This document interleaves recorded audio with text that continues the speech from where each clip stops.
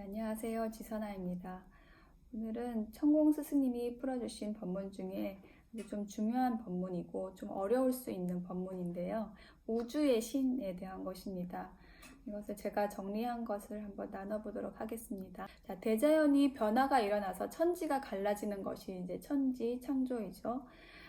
천지가 갈라지는 것이 일어나기 전에는 천도 없고 지도 없어요. 지상이 만들어지고 나니까 물질이 생기고 인간이 출현하고, 인간이 출현하기 전까지는 이 천지라는 개념이 없었죠. 동물만 있을 때는 이름도 없고, 인간이 출현을 드디어 하면서 보이는 것, 들리는 것, 만지는 것 이런 거를 설명하기 위해서 이제 언어가 생기게 됐던 거죠. 그래서 인간이 나오면서부터 이렇게 이름이 만들어지고 지명이 만들어졌는데, 신들이 이 땅에 왔기 때문에 이런 일이 벌어지는 거예요. 신들이 출현을 했기 때문에 신들이 환경을 만들고 이름을 만들고 하나하나 만들어 놓은 것들, 그런 지식과 논리들이 70%가 성장할 때까지 이제 이어진 거죠. 이렇게 지금 계속 발달을 해오면서 통신과 인터넷이 엄청나게 발달을 하면서 인류가 이제 하나로 묶어지기 시작을 하고 있죠. 이런 것들이 다 이제 신들의 노력이라는 거죠. 발전시킨 환경을 가지고 어떻게 운용을 할 것인가, 이제 이 시대가 온 거예요. 그게 이제 관건이 시대가 온 것입니다. 자, 신들이 이 땅에 왔다는 거예요. 이 지구촌은 엄청 지금 특별한 곳이에요. 왜냐하면 신들이 출몰을 한 곳이거든요. 우주의 행성은 엄청 많지만 신들이 거기 있는 곳이 아니고 여기 지구에만 신들이 와 있는 거예요. 근데 우리 은하가 우주에 엄청나게 많은 또 수조 개, 몇 조 개의 은하가 있고, 그런데 인간이 사는 데는 지구 하나라는 거죠. 신들이 여기를 왔다 갔다 하면서 이제 할 일을 하는 거예요.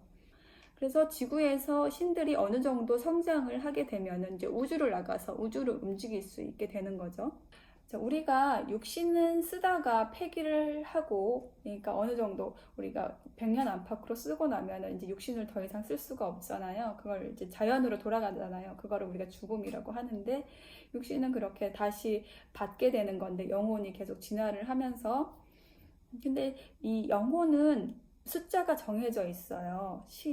이 신이라는 것, 영혼이라는 것은 숫자가 정해져 있습니다. 없어지지도 않고 더 생기지도 않아요. 새끼를 치지도 않아요. 그래서 영혼의 숫자는 더 늘어나지 않기 때문에 이제 고귀하다는 거죠. 우주에서 영혼의 숫자가 정해져 있다는 거예요. 지구에 와 있어서 이 지구에 수없이 많은 인구가 있고 75억의 인구가 있어서 엄청 많은 것 같지만 우주에 퍼뜨렸다고 생각을 해보세요. 그럼 이제 많은 것이 아니겠죠. 어마어마하게 팽창되어 있는 우주의 한 부분을 담당할 이 영혼들이라는 겁니다. 눈에 보이는 저 별들도 축소된 거예요. 물질 세계는 스스로 움직이는 이 대자연의 축소물이라는 거죠. 그래서 한 은하가 우주 공간의 한 나라와 같습니다. 그래서 신들이 그것을 관찰을 해서, 자, 관찰하는 신은 이제 우주과학자죠. 이분들이 관찰을 해서 이제 이름을 붙이죠. 뭐 안드로메다다, 뭐 무슨 별이다, 무슨 별이다, 이렇게 별에 이름을 붙이는데 그게 바로 한 나라가 생기는 거예요. 은하 하나가 한 나라고 그 안에 행성이 있는데 이제 그것을 하나의 신이 관장을 하게 되는 거죠. 지구의 한 나라에서도 이렇게 지역이 구분되고 그런 구별법이 생기잖아요. 그게 우주의 축소판인 거죠. 여기 지구촌에서 그런 기반 설계를 잘 해놓은 것이 이걸 가지고 우주로 가게 되는 거죠. 우리 은하는 사실 좀 작은 은하입니다. 몇 쪽의 행성이 있는데 행성을 다 담은 우리 은하보다 몇만 배가 큰 은하가 있고요. 행성들도 우리 태양계가 수억 개가 들어가는 그런 태양도 있습니다. 우리는 축소된 안에서 좀 만지기 좋은 그런 세상 안에서 살고 있는 거죠. 그래서 우리는 1000배 압축된 세상에 살고 있다는 거예요. 나가면 1000배 압축되어 있으니까 이제 1000배 또 확장이 되겠죠. 우리는 은하를 운용을 하러 이제 갈 거예요. 여기에서 연구를 하고 나서요. 그 은하 안에는 희귀하고 또 기묘한 물질이 어마어마하게 많은 거가 있는데 그거를 이제 관리를 하러 간다는 거예요. 이걸 다 만질 수 있고 관리를 할 수가 있어야지 그때 이제 원시 반본이 일어나는 거죠. 내가 자연에서 나 한 사람이 신인데 이게 무슨 의미인지를 좀 알아야 됩니다. 운행의 법칙을 바르게 알고 바르게 운용을 해서 다시 변동이 일어나지 않도록 하는 게 이게 천지공사예요. 이 공사를 다 마치고 태초의 자연에 들어가야지 이제 원시반본이 되고 자연이 스스로 운용되는 그 상태가 된다는 거죠. 이렇게 말을 하는 거는 사실 인간밖에 없습니다. 신들이 서로의 성장을 이 말을 통해서 주고받으면서 성장을 돕고 있는 거예요. 다 같이 신들이 못나서 이 지경에 이르렀기 때문에 우리가 서로를 도와서 발전을 해서 우주를 운행하러 이제 나가야 된다는 거죠. 반본 그 이전에 우주 운용의 단계, 은하 운용의 단계가 있다는 거예요. 어떤 은하에는 이제 누가 계시다라는 거를 이제 공부하다 보면은 그 은하와 연결돼서 그분의 에너지를 이제 쓸 수가 있게 됩니다. 앞으로 담당할 은하를 이제 보여주면서 어떻게 공부하며 성장하라고 이제 알려주기도 하고요. 이렇게 은하가 서로 엄청 멀지만은 영적으로 신으로서 가면은 금방 간다는 거죠. 신들은 스스로 공간 이동을 할 수가 있어요. 어떤 은하를 배정을 받게 되면 거기서 이탈을 하지는 못합니다. 제자마다 이제 은하를 받게 돼요. 그래서 신들이 은하의 주인이 있고 또 그 밑에 행성의 또 주인이 있고 이렇게 체계가 있는 거예요.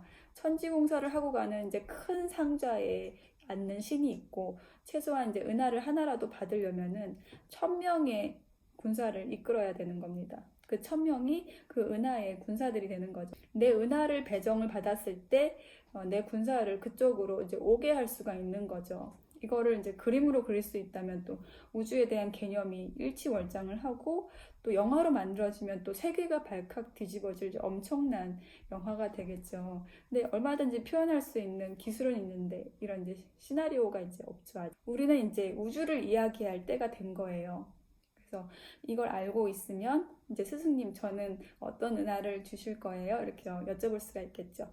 근데 여기서 이 지상에서 지구에서 노력을 하지 않고 실력을 보이지 않게 된다면은 그 큰 은하를 운영할 능력이 되지가 않겠죠. 은하에 가서 육신을 가지지 않은 상태로 이제 성장을 할 건데요. 그 안에 가서도 은하에 가서도 성장은 계속됩니다. 그런 은하를 하나 운용을 할 것인지 아니면 그 밑에 들어가서 행성을 하나 받을 것인가 이런 거를 정하는 것이 이 지구에서의 삶이라는 거죠. 운영의 공부를 하는 곳인 거예요.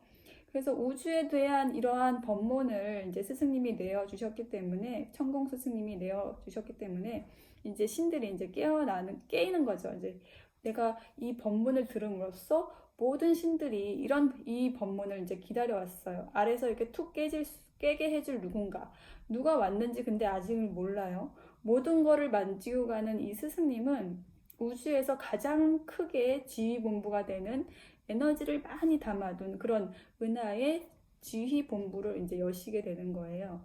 일단 스승님을 따르는 모든 신들이 거기로 갔다가 이제 배정을 받는 거죠.